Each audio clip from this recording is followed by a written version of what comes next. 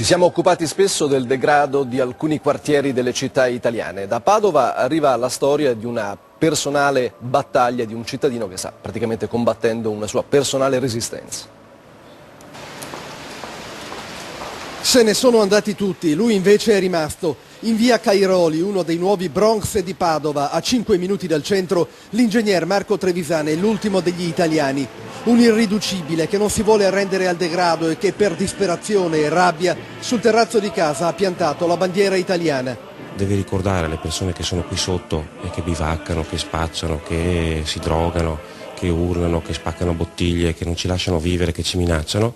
Deve ricordare a queste persone che siamo in Italia. È anche un monito però, un monito verso le istituzioni, verso le autorità che ci hanno completamente abbandonato. Meglio non uscire la sera tra gente che si buca e che spaccia, meglio restare chiusi in casa o far finta di non vedere, ma anche di giorno la scena non cambia. Eppure quando la famiglia di Marco Trevisani decise di comprare una casa in via Cairoli, qui si viveva bene, un vicolo silenzioso a pochi passi dal centro, fino a quando una decina di anni fa cominciarono ad arrivare i primi nigeriani, cinesi, indiani, nordafricani, quasi tutti irregolari, spacciatori di droga, piccoli criminali.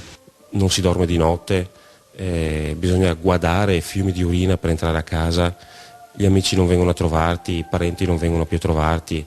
Qualcuno addirittura dice che sei pazzo ad abitare qui. La fidanzata aggredita per strada, lui minacciato di morte. Non è semplice, eppure Marco Trevisani ha deciso di resistere, nonostante tutto. La speranza è che questo posto torni ad essere Italia, che l'Italia prenda possesso di questo posto, che si facciano rispettare le regole per il bene di tutti, non solo degli italiani che sono qui.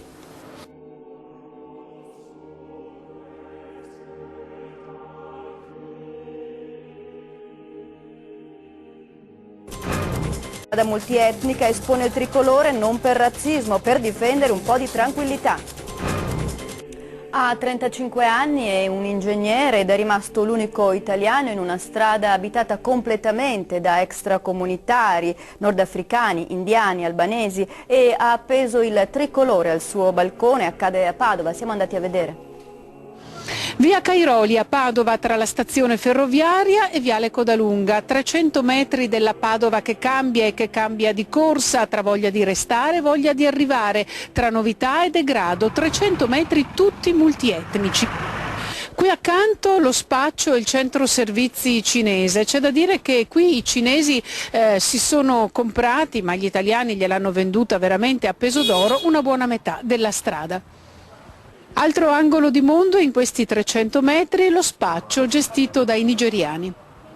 Uno dei pochissimi residenti italiani rimasti ha messo tanto di tricolore, senza intenti discriminatori, assicura, fuori dal balcone. Allora ingegnere, eccoci sulla bella terrazza della sua casa. Cosa succede in questa strada però di notte? C'è criminalità. Persone che urlano di notte e non ti lasciano dormire, persone che se ti affacci la finestra ti minacciano anche di morte, ti lanciano le bottiglie di birra addosso, ti rompono la macchina, succede un po' di tutto.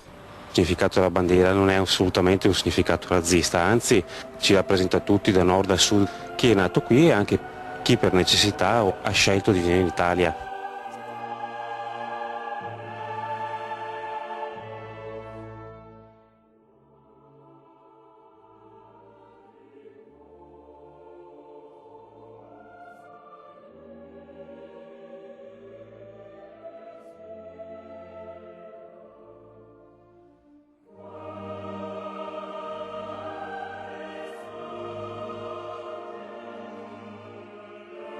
A Padova c'è un quartiere ormai abitato quasi esclusivamente da immigrati e abbandonato dagli italiani, da tutti tranne che da uno.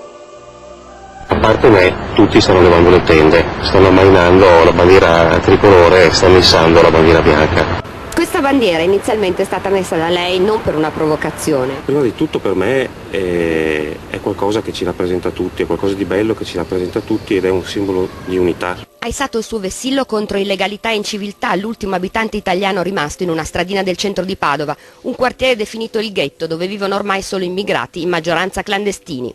Cose allucinanti sono all'ordine del giorno. Non solo spaccio a cielo aperto in tutte le ore del giorno e della notte in via Cairoli. Succede di tutto e tutto è estremamente significativo. Non ci si crede, ma a documentarlo è stato lo stesso Trevisan, con scatti e riprese amatoriali che non hanno bisogno di commento. Io ho ricevuto 3 volte io personalmente minacce di morte, ma anche altri che abitano qui nelle vie attorno. Perché nascono queste minacce?